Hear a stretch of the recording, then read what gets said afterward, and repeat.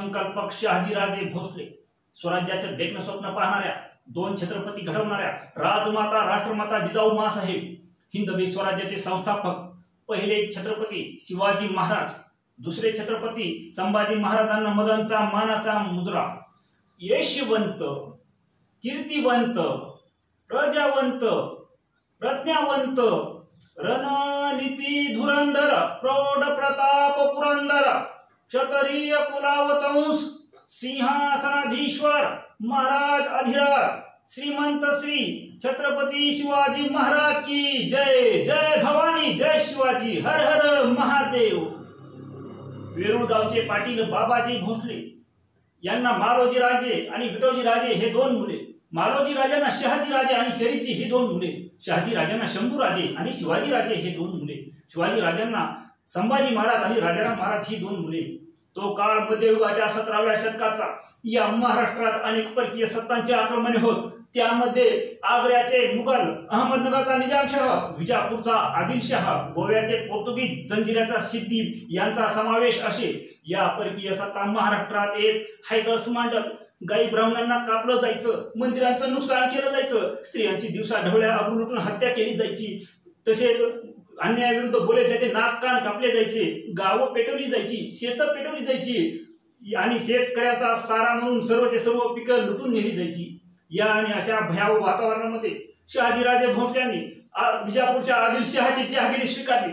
जहागिरीवर जाण्यादरम्यान माँसाहेब जिजाऊ या गरोदर असल्यामुळे त्यांच्या सुरक्षिततेसाठी विजयराज किल्लेदार असणाऱ्या शिवनेरी गडावर त्यांना ठेवण्यात आलं आणि तो सोनियाचा दिवस उजाडला.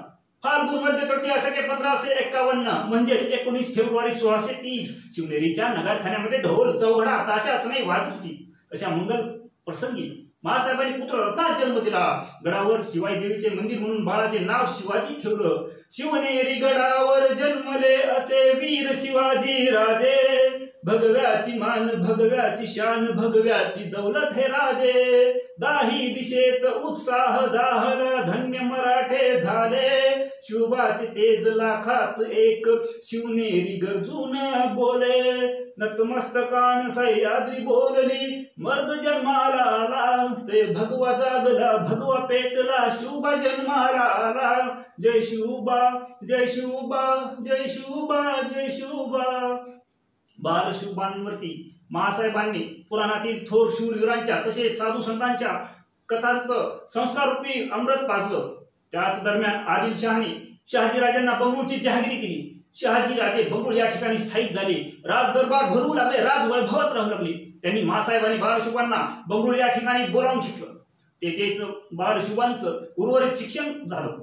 त्यामध्ये शहाजीराजांनी गडकोटांचे बांधकाम, रणनीती, राजनीती, युद्धनीतीचं शिक्षण दिलं. तर दादोजी कोंडदेव आणि घोडेस्वारी, तलवारबाजी, ढाल, दानपट्टा चालवणे असे शिक्षण देऊन बाल शिवबा कला आणि विद्येमध्ये पारंगत झाले.